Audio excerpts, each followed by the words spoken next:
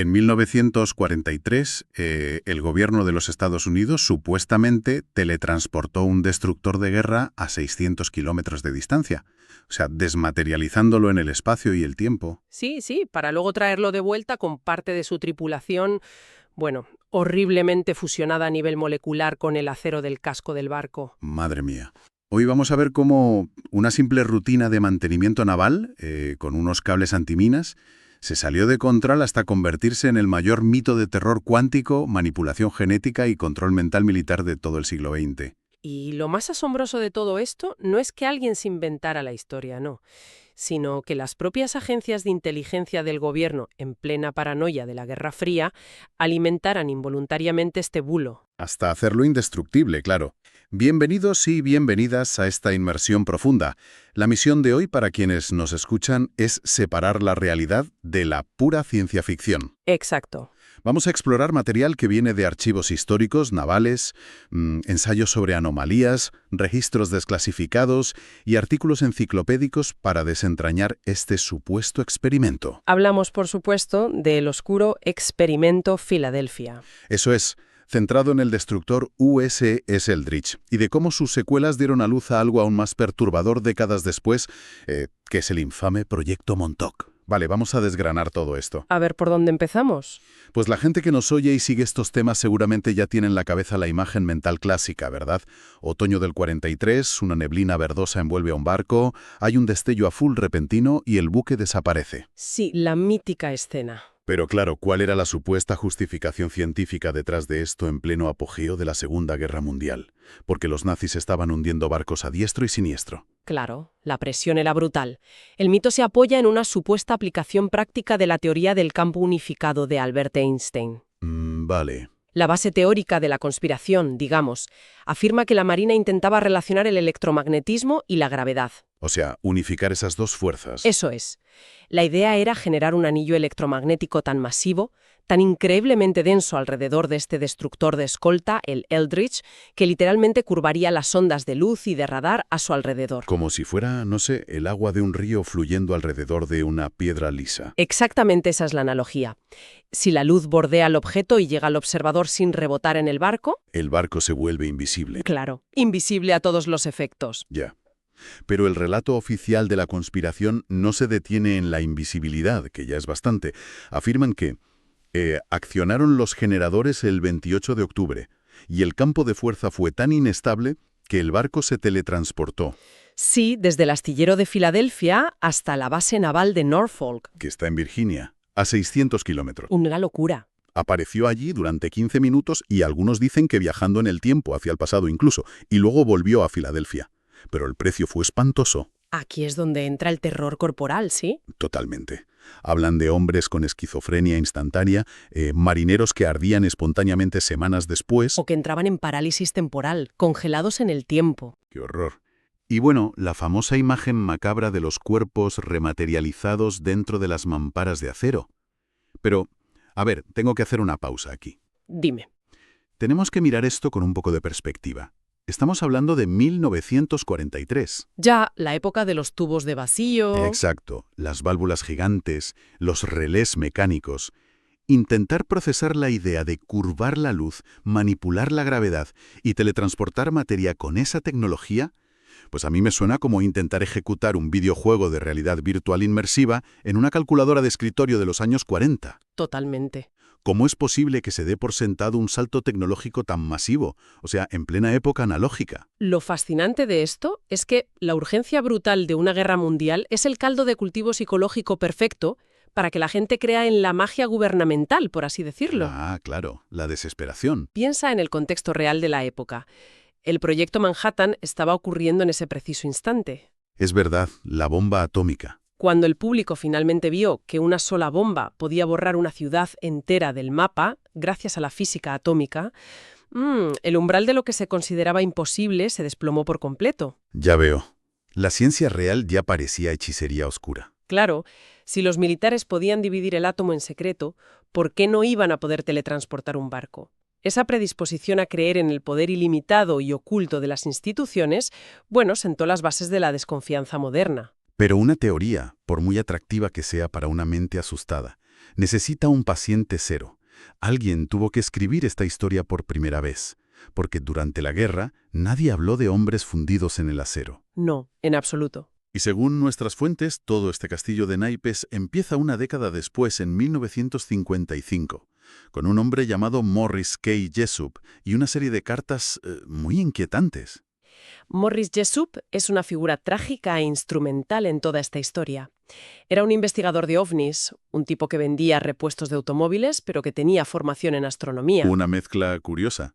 Sí, había publicado un libro sobre el fenómeno ovni y de repente empezó a recibir correspondencia de un tal Carl Allen. Que a veces firmaba como Carlos Miguel Allende, ¿no? Ese mismo.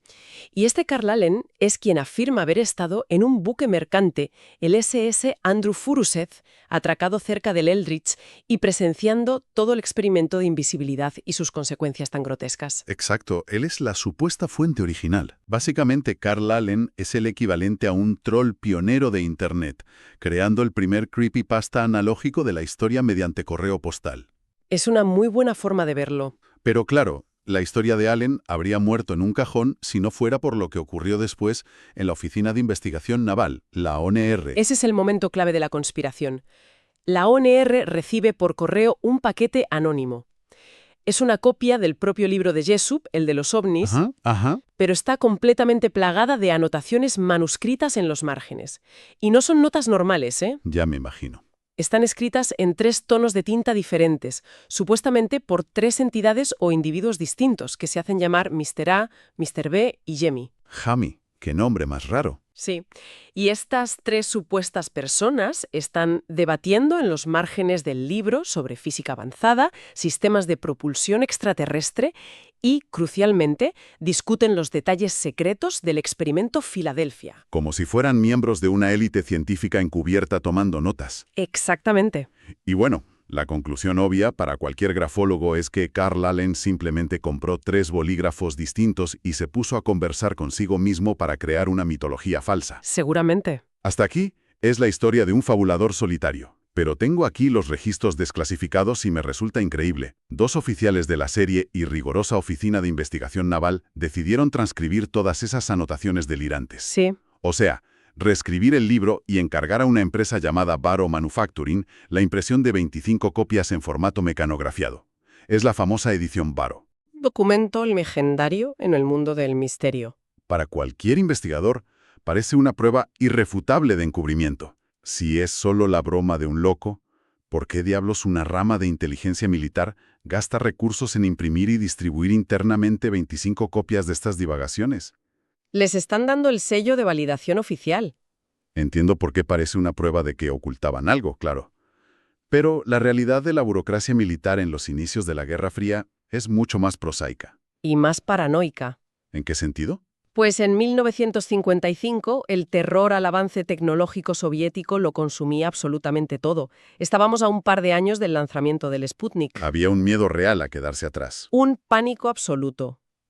La inteligencia estadounidense tenía directrices estrictas de no descartar absolutamente ninguna idea, por marginal, absurda o delirante que pareciera. O sea, que si llegado un libro por correo hablando de campos unificados, Algún burócrata de nivel medio pensaría que probablemente era basura, pero que si había un solo concepto matemático útil que los rusos pudieran usar, no podían permitirse ignorarlo. madre mía, Al imprimir esas copias para circularlas entre los ingenieros, por si acaso, la ONR solidificó sin quererlo la locura de Allen en un documento oficial del gobierno. y el impacto de ese simple error burocrático fue sísmico. Porque Jessup, abrumado por la historia, con problemas personales y de salud, lamentablemente se suicidó en su coche en 1959. ¡Una tragedia! Sí. Y claro, en el mundo de la conspiración, eso se tradujo inmediatamente como que el gobierno lo silenció porque sabía demasiado sobre el Eldridge. Ese fue el combustible definitivo para el mito. Totalmente. Para 1979, autores como Charles Berlitz, que ya se había forrado con el Triángulo de las Bermudas, publican libros de éxito masivo sobre esto. Y en el 84 sale la película de Hollywood. El mito ya era cultura pop inamovible. Pero los mitos mediáticos proyectan sombras que no soportan la luz de los archivos reales. Ya. Cuando dejamos de leer a los ufólogos de los años 70 y empezamos a buscar en la documentación militar real del 43, la historia del terror cuántico se desmorona rápidamente. Y aquí es donde la cosa se pone realmente interesante, porque vamos a los diarios de a bordo oficiales. Ajá. Los registros de navegación del USS Eldridge desde agosto hasta diciembre de 1943 muestran su ruta exacta, día a día. El buque escoltó convoyes en Nueva York, navegó por las Bahamas, Bermudas y llegó hasta Casablanca. Lejos de Filadelfia. Muy lejos. Ni una sola página indica que el barco estuviera en Filadelfia en esa fecha. Es más, el barco mercante desde el que Carl Allen supuestamente lo vio todo, el Andrew Furuset, jamás coincidió con el Eldridge en ningún puerto. Físicamente es una imposibilidad geográfica. Y además, la propia ONR, años después, tuvo que emitir comunicados explicando que la creación de campos de fuerza para lograr la invisibilidad óptica violaba todas las leyes conocidas de la física. Es que es así. Y en cuanto a la participación de Einstein, sí, trabajó como consultor para la Marina durante la guerra.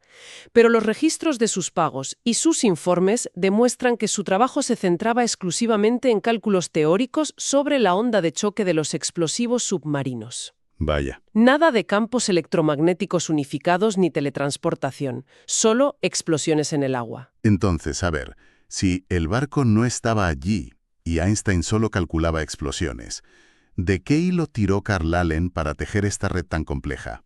Bueno, ahí está el núcleo de verdad. Nuestras fuentes revelan que sí existía una tecnología de invisibilidad que se estaba probando en Filadelfia en aquella época. Pero era una invisibilidad puramente magnética, un proceso aburrido y rutinario llamado desmagnetización. ¿O degaussing? Exactamente. El degaussing es vital para entender este malentendido histórico. Durante su construcción, al cortar y golpear el acero, un barco adquiere una firma magnética natural que se alinea con el campo magnético de la Tierra. Ah, claro, se convierte en un imán gigante. Eso es. Y las minas navales enemigas tenían sensores que detectaban esta alteración magnética en el agua y detonaban justo debajo del casco. Así que para evitarlo, la Marina desarrolló el degaussing. ¿Y cómo funcionaba eso mecánicamente? Quiero decir, a nivel físico, ¿cómo haces que un mastodonte de acero sea invisible a un imán? Imagina unos auriculares modernos con cancelación de ruido. Vale. Esos auriculares no construyen un muro contra el ruido exterior, sino que escuchan la frecuencia del ruido y emiten una onda electromagnética exactamente opuesta para neutralizarla, creando silencio. Qué buena analogía. Pues el degaussing hacía lo mismo. Envolvían el casco del destructor con unos gruesos cables eléctricos por los que hacían circular una corriente continua inmensa. O sea, un montaje muy visible. Sí. Esto generaba un campo electromagnético inverso que cancelaba la firma magnética del buque. Lo volvía invisible para el detonador de la mina. Pero, por supuesto, si mirabas por la ventana, el barco de acero de miles de toneladas seguía estando físicamente ahí. Es alucinante el teléfono escacharrado. Una frase técnica de mantenimiento militar en plan, envolver el barco en cables para generar un campo que lo haga invisible a las minas, pasó por el filtro de un civil con mucha imaginación y se transformó en teletransportación cuántica a través del espacio-tiempo. Es un salto muy salvaje. Pero, ¿y la famosa neblina verde y el destello azul que afirmaba haber visto Carl Allen?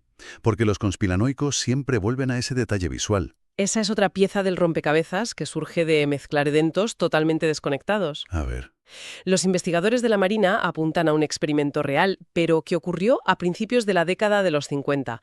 Fue a bordo de un destructor de prueba llamado USS Timmerman. ¿Y qué tenía de especial? Este barco estaba equipado con generadores experimentales de altísima frecuencia. En lugar de los 400 hercios estándar de los sistemas eléctricos navales de la época, el Timmerman usaba un generador de 1000 hercios. Muchísima potencia. Esa tensión tan extrema en una estructura metálica producía descargas de corona. Que es básicamente el fuego de San Telmo, ¿no? Exacto. Ese resplandor eléctrico, a menudo verdoso o azulado, que ioniza el aire alrededor de los mástiles y los cables de alta tensión. Un efecto óptico real y documentado, pero que no altera las leyes de la física ni manda a nadie a otra dimensión. Ningún marinero acabó en el hiperespacio, ¿no? De hecho, la estaca final en el corazón de esta leyenda se clavó en 1999. Decenas de veteranos reales del USS Eldridge, ancianos que sirvieron en el barco en el 43, celebraron una reunión en Atlantic City. Fue un momento muy revelador. Cuando los periodistas les preguntaron por la invisibilidad, los viajes en el tiempo y los hombres fundidos en los mamparos de acero, se echaron a reír a carcajadas. Lógico. Sus mentes estaban lúcidas, habían tenido familias y carreras normales. No hubo trauma cósmico reprimido. Solo un puñado de viejos marineros asombrados de que el mundo creyera las fantasías de un estafador. Esto plantea una cuestión muy importante sobre la dinámica de los mitos modernos. Frente a la evidencia técnica y aburrida de unos cables antiminas y un generador que suelta chispas, el cerebro humano siempre elegirá la narrativa del horror cósmico. Es más peliculero. Claro. Lo mundano no estimula la imaginación. La conspiración proporciona una emoción narrativa que la realidad simplemente no puede igualar. Pero lo más terrorífico de una buena conspiración no es que sobreviva, sino que cuando logras desmentir su base física, no muere, muta. Evoluciona para adaptarse a la nueva época. Sí, se adapta a los nuevos miedos. Las fuentes muestran que, cuando quedó claro que el gobierno no teletransportó un barco físico, la narrativa dio un giro oscuro. Los conspiranoicos dijeron algo como, vale, el experimento físico fracasó en los años 40, pero los científicos sobrevivientes aprendieron a usar esos campos electromagnéticos para controlar algo mucho más maleable, la mente humana. Y así es como el fantasma del Eldridge engendró el terrorífico Proyecto Montauk en plena Guerra Fría. Menuda locura de salto. El Proyecto Montauk es la secuela psicológica de Filadelfia. Según ufólogos como Jack Vallée y escritores como Preston Nichols, en los años 50 y 70, la investigación continuó en una instalación aislada en Long Island, Nueva York, Montauk.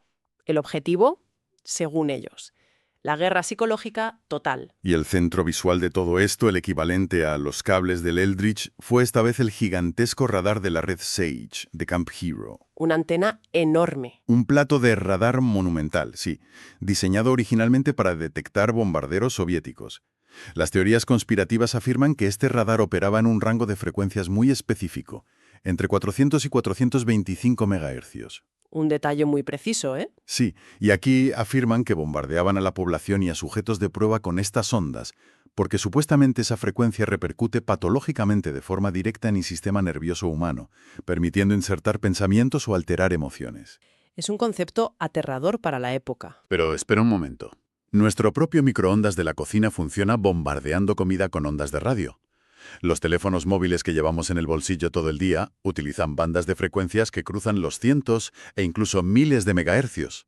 Sí, estamos rodeados de ellas. Entonces, ¿hay alguna base neurocientífica real de que una onda de 400 megahercios pueda literalmente reescribir tus pensamientos? ¿O es solo pseudociencia que sonaba increíblemente aterradora y plausible para un civil en los años 80? Es puramente pseudociencia, sin duda, pero utiliza una técnica brillante de manipulación, que es la especificidad. El dar un número exacto. Claro, cuando mencionas 400 a 425 megahercios, en lugar de decir simplemente ondas mágicas, el cerebro inexperto asume que hay una ciencia rigurosa detrás. Parece un dato de laboratorio. Exacto. Y en el contexto de la Guerra Fría, el miedo ya no era que un barco se perdiera en el mar. El miedo profundo, muy orwelliano, era que las agencias de inteligencia estuvieran hackeando la mente de los ciudadanos de forma invisible. Como la CIA con su proyecto real MKUltra, claro. Eso le dio alas al mito.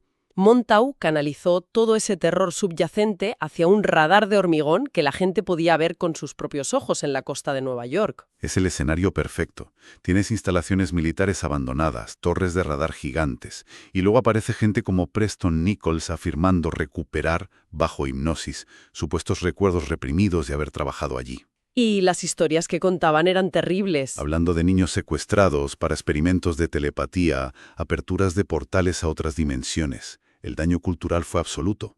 Y de hecho, increíblemente rentable. Desde luego que sí. No podemos olvidar que este miedo específico a las instalaciones gubernamentales secretas, a los niños utilizados como armas psíquicas y a las grietas interdimensionales, es la inspiración directa y reconocida de fenómenos culturales masivos, como la serie Stranger Things. Sí, los creadores lo han confirmado. Aunque Camp Hero hoy sea un tranquilo parque estatal, en la imaginación colectiva sigue siendo un laboratorio de los horrores. Si conectamos esto con el panorama general, vemos que Montauk y Filadelfia representan el arquetipo moderno de nuestra relación con el Estado. El arquetipo de la desconfianza. Sí, son el puente entre el miedo puramente físico a las armas de destrucción masiva, como la bomba atómica, y el terror contemporáneo a la manipulación invisible, el control algorítmico y la modificación genética. Ya veo. Sirven como precursores directos de la mitología del Área 51 y de la certeza popular de que la tecnología avanzada gubernamental siempre tiene un propósito siniestro. Entonces, ¿qué significa todo esto realmente? Hemos viajado desde la desesperación en los astilleros navales rodeados de submarinos nazis en el 43 hasta los sótanos llenos de falsos recuerdos de control mental de los años 80. Un viaje largo. Hemos visto cómo una rutina de mantenimiento para evitar minas marinas se transformó en portales de teletransportación por obra y gracia de un individuo que, bueno, simplemente tenía mucho tiempo libre, 3 bolígrafos de distintos colores y un sistema burocrático paranoico que se lo tomó en serio. Significa que estos mitos urbanos no son meras historias de fogata, son espejos implacables de nuestra sociedad. Qué interesante. Reflejan nuestra profunda ansiedad ante campos científicos que no comprendemos.